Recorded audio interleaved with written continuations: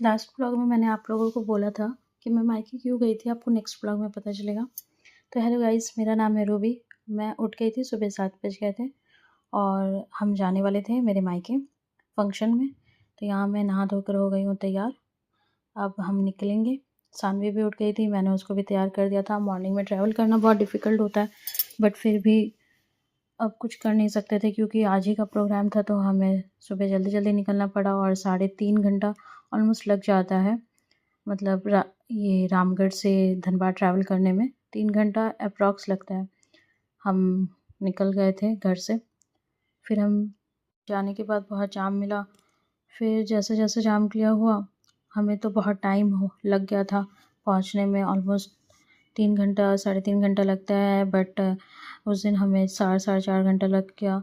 बीच में सानवी की हल्का तबीयत ठीक नहीं लग रहा था, तो हम बीच में रुके थे एक जगह, ये बोकारो के आसपास कहीं रुके थे। उसके बाद हम थोड़ा फ्रेश हुए।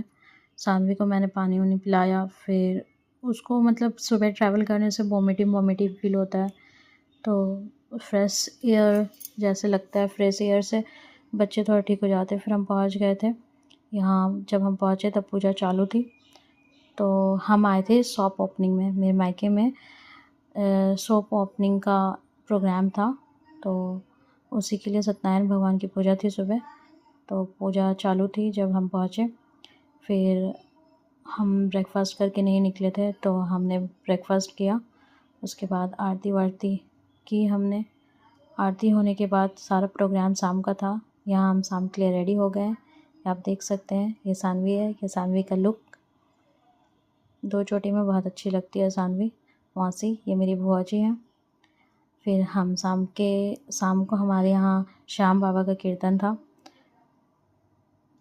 ये देखिए, बहुत लोग आए हुए थे और वेन्यू भी मतलब लगभग बड़ा ही था, तो प्रोग्राम अच्छे से हो गया।